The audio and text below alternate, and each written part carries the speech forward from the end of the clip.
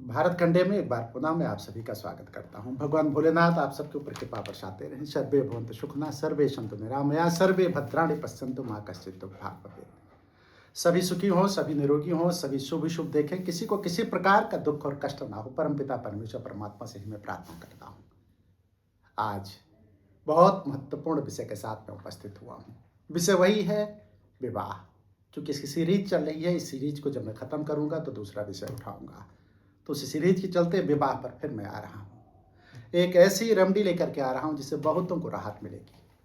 वह लोग जो त्रस्त हो चुके हैं, जिनका विवाह नहीं हो पा रहा है, विवाह बंधन में बंध ही नहीं पा रहे, माता पिता परेशान हो गए हैं, गार्जियंस की परेशानी लगातार बढ़ती चली जा रही है, उनकी आंखें पत्थर आ गई हैं, उनके लिए ये रेमेडी है, उपाय है, बड़ा सशक्त उपाय है। मिट्टी का घड़ा, बहुत छोटा सा घड़ा एक लेना है, उसी घड़े के द्वारा ये उपाय करना है। और उपाय यदि अंतर मन से आप करेंगे तो निश्चित तौर पर महादेव आपका कल्याण करेंगे। संशय नहीं कि कल्याण ना हो। उपाय को बताने से पहले कुछ लोगों का प्रश्न ये रहता है कि मेरे उत्तर नहीं मिलते हैं, तो कुछ प्रश्न मैं यहाँ पे लेना चाहूँगा वीडियो के समय पे भी। कुछ लोगों ने मेरे से कहा कि मेरे प्रश्न को वीडियो में ले ले, तो ज़्यादा तो नहीं, लेकिन 2 या 3 प्रश्न लेने का मैं प्रयास कर रहा हूँ। एक प्रश्न है, बॉम्बे से लिखती हैं कि रिश्ता आता है लेकिन टिकता नहीं है। मैं थक गई हूँ रिश्ते देख देख करके, अब तो रिश्ते देखने का मन भी नहीं करता है, आखिर कब खुलेगा मेरे किस्मत का ताला। ये प्रश्न है बॉम्बे से। अब इन प्रश्न का उत्तर मैं दे दूं, ताला खुल गया है। जो रेमेडी मैं बताने जा रहा हूं ये ताला ही है। आप अगर मन से, श्रद्धा से, आस्था से, विश्वास से इस रेमेडी को करेंगे तो निश्चित तौर पे आपके किस्मत का ताला खुल जाएगा। दूसरा प्रश्न मैं लेता हूं, पंजाब से इनका प्रश्न है, हर आते जाते रिश्ते को उम्मीद भरी निगाहों से देखती हूँ और फिर वही खामोशी, फिर वही उदासी घेर लेती है। अब तो मेरे माता पिता की आंखें भी पथरा गई हैं। माँ बाप हताशा और निराशा के दौर से गुजर रहे हैं। हाँ, आप बिल्कुल सही कह रहे हैं कि जब ऐसी स्थिति आती है तो दुख होता है। माता पिता को तो दुख, दर्द, दंश, तकलीफ ज़्यादा बढ़ जाती है। जितना बेटे या बेटी को नहीं होती, उससे ज़्यादा माँ बाप को होती है। माँ बाप हमेशा इस बात को सोचते रहते हैं कि मेरे बेटी या बेटे की शादी कब होगी, कैसे वो विवाह बंधन में बंधेंगे। ये प्रश्न जो है माँ बाप के सामने हमेशा खड़ा रहता है, इसमें कोई संशय नहीं है। तो आपका प्रश्न बड़ा वाजिब है। माँ बाप की आंखें पथरा जाती हैं, बात सही है। लेकिन इस रेमेडी के बाद माँ बाप की आंखें पथराएंगी नहीं, शहनाई बजेगी और आशा या उम्मीद की किरणें आपके घर तक पहुंचेंगी। और जहां खामोशी थी, उस खामोशी को तोड़ करके वहां शहनाई वादन होगा जो है, इसमें कोई संशय नहीं है। अब आप मान लें कि खामोशी आपके खत्म होने जा रही है, लेकिन इस रेमेडी को आप करें, विश्वास के साथ करें। जब कोई उपाय या कोई रेमेडी विश्वास के साथ किया जाता है तो प्रतिफल उसका मिलता है, इसमें कोई संशय नहीं है। इसलिए इसको आप करें, निश्चित आपको लाभ प्राप्त होगा। तीसरा प्रश्न मैं ले रहा हूं, ये अंतिम प्रश्न है। चूंकि रेमेडी भी बताऊंगा तो दिक्कत आ जाएगी, लंबा वीडियो बनाने में परेशानी आती है आपको, सुनने में भी और समझने में भी। ये लास्ट प्रश्न है। ये लिखती हैं कि हाथ पीले करने की प्रबल चाहत में अब उम्मीदें बूढ़ी हो रही हैं। क्या किस्मत की कुंडली में यही लिखा है या फिर मेरे भाग्य का ही ये घेरा है? अगर सब कुछ सही है तो किस्मत की कुंडली में गांठ क्यों पड़ रही है? कह रही हैं कि इस किस्मत की कुंडली में गांठ क्यों पड़ी है अगर सब कुछ सही है तो? अगर महादेव कल्याण ही करना चाहते तो गांठ उन्होंने क्यों डाल दिया? इनका प्रश्न ये है।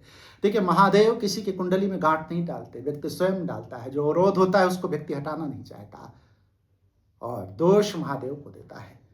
महादेव तो तब साथ देते हैं जब आप अपने दोषों को, जो भी दोष हैं, चाहे वो रास्ते के जो भी अवरोध हैं, उनको जब हटा देंगे तो महादेव आपका साथ देंगे। रास्ता तो साफ कीजिए, सच्चे मन से आगे तो बढ़िए।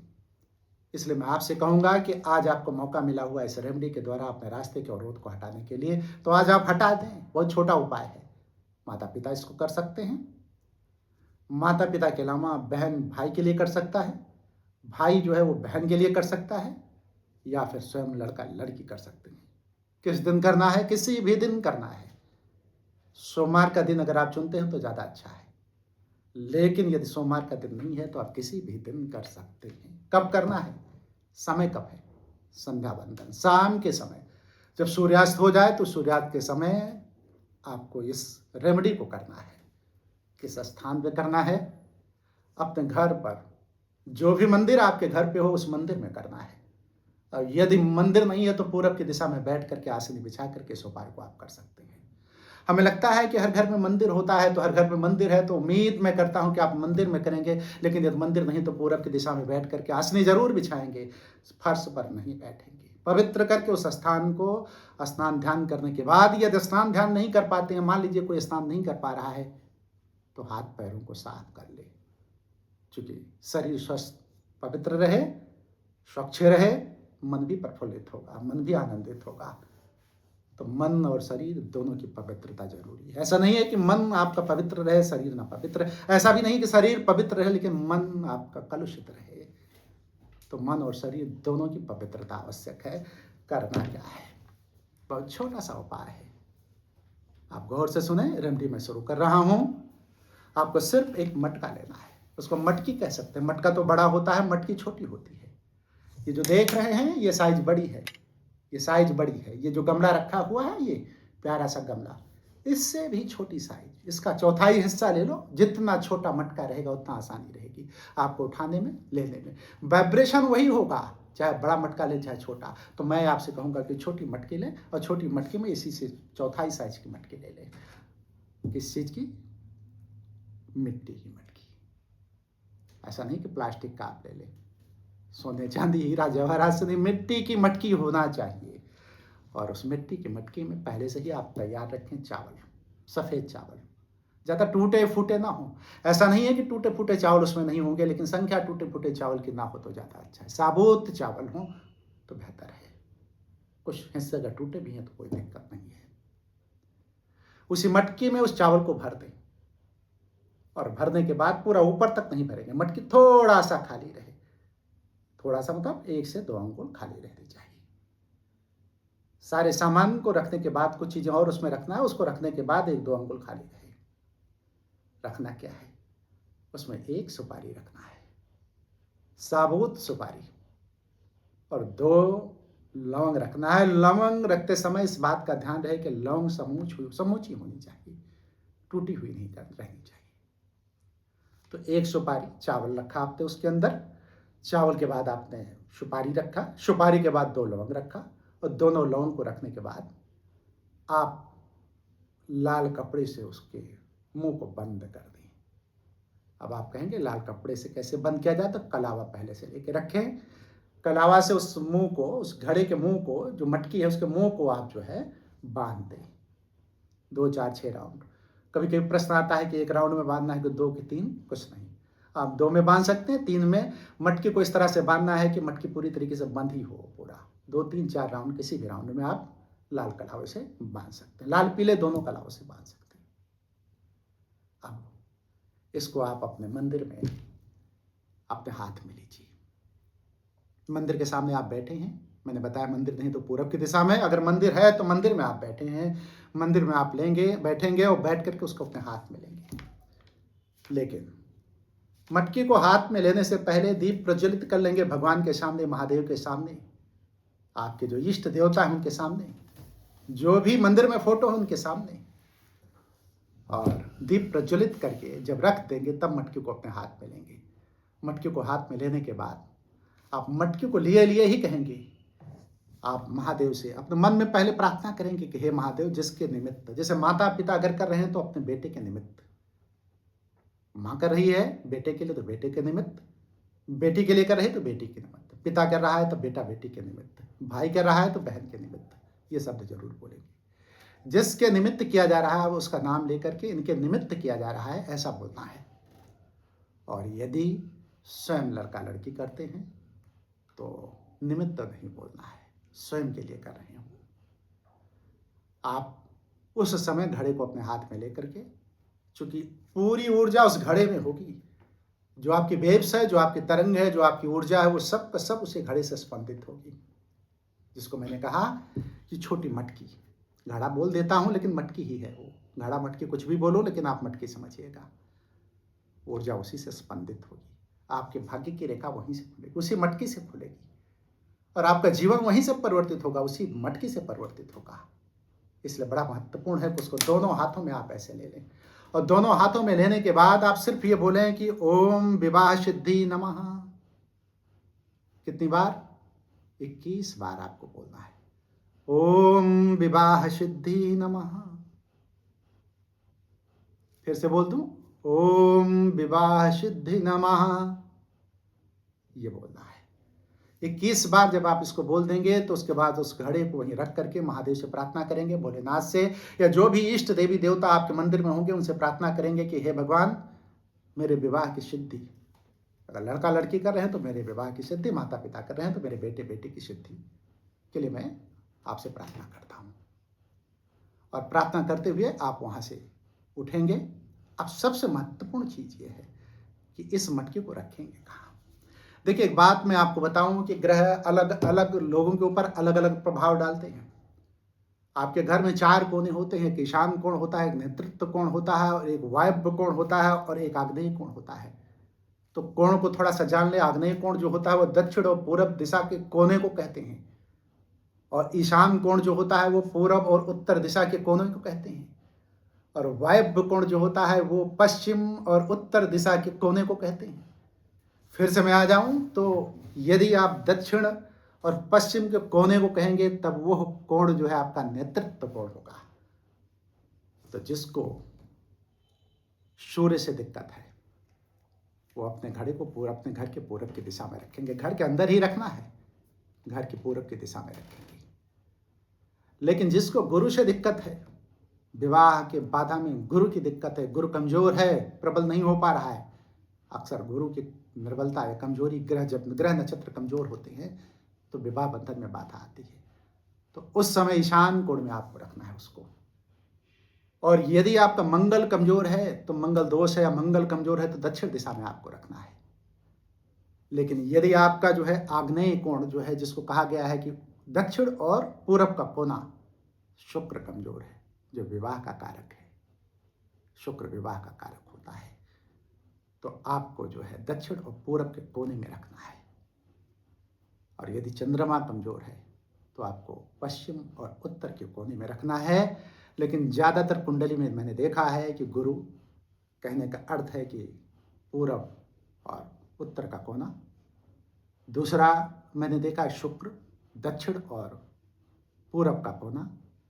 और सबसे महत्वपूर्ण यह है, जो जीवन में बाधा के रूप में प्रबल से प्रबलतम स्थिति में जीवन को बाधित करता है, वैवाहिक बंधन को बाधित करता है, उसमें राहु और केतु का मसला होता है। राहु केतु एक ही जगह बैठे नेतृत्व कोण में। नेतृत्व कोण जब मैं बोलूं तो वो कोण है पश्चिम और दक्षिण का कोना। तो पश्चिम और दक्षिण के कोने में यदि राहु और केतु से आप परेशान हैं तो अपने घड़े को, उस मटकी को आप पश्चिम और दक्षिण के कोने में रखेंगे। एक ग्रह और बचता है, शनि, जो विवाह बंधन में डिले कराता है। शनि हमेशा विवाह कराता है, ध्यान रखना। वो विवाह ऐसा नहीं होता कि खत्म करवा दे, लेकिन डिले कराता है, धीमी चाल है। तो इस वजह से पश्चिम के तरफ अगर आप रखते हैं, शनि अगर आपका कमजोर है तो पश्चिम की तरफ रखें। बुध अगर कमजोर है तो आपको उत्तर की तरफ रखना है। 9 ग्रह है। लेकिन यहाँ एक प्रश्न सबसे बड़ा है कि यदि सारी चीज़ों को हमें ना पता हो कि मेरा बुध कमजोर है, शुक्र कमजोर है, या गुरु कमजोर है, या कौन से ग्रह हमारे कमजोर हैं, तो क्या किया जाए? तो उसके लिए हम जैसे लोगों को संपर्क कीजिए। कौन सा ग्रह कमजोर है? आखिर हम किस लिए हैं? हम ये बताएंगे कि कौन सा ग्रह आपकी कुंडली में कमजोर है। तो आप फिर पूछेंगे कि ये रेमेडी जो बता रहे हैं तो आपसे पहले मैं पूछूं तब उसके बाद इस रेमेडी करूं? नहीं, इस रेमेडी को करने से पहले ही आपको हमसे संपर्क करने की ज़रूरत नहीं। आप बाद में भी कर सकते हैं दूसरी रेमेडी के लिए। इसमें क्या करना है? इसमें अगर सही मन से कर रहे हैं तो 21 दिन में तो विवाह हो ही जाएगा। तो मेरे से संपर्क करने की आवश्यकता नहीं रह जाएगी। सभी ग्रहों को बैलेंस करने का काम मध्य स्थल होता है घर का, जिसको ब्रह्म स्थल बोला जाता है, जिसको ब्रह्म स्थान कहा जाता है। आपके घर में जो बीच का स्थान होता है बड़ा पवित्र होता है। सारी ऊर्जा वहीं से केंद्रित होती है, वहीं से स्पंदित होती है, वहीं से रिदम बनता है, वहीं से एनर्जी फ्रिक्वेंसी बनती है। तो सारे ग्रहों को कंट्रोल करने का एक स्थान है ब्रह्म स्थान। आपका गुरु गड़बड़ है तो ब्रह्म स्थान पे रखते हैं। शनि गड़बड़ है, ब्रह्म स्थान पे रखते हैं। मंगल गड़बड़ है, आप ब्रह्म स्थान पे रखते हैं। राहु केतु गड़बड़ है, आप ब्रह्म स्थान पे रखते हैं। यदि आपको पहले से पता है कि मेरा कौन सा ग्रह गड़बड़ है तो उस स्थान पे रखें जहां मैंने बताया। यदि आपको पता नहीं है तो आप एक काम करें कि ब्रह्म स्थल पे उस चीज को रख दें, आपकी रेमेडी पूरी हो जाएगी। घर का मध्य स्थल जो होता है वो ब्रह्म स्थल होता है, ध्यान रहे। तो वहीं पर आपको रखना है।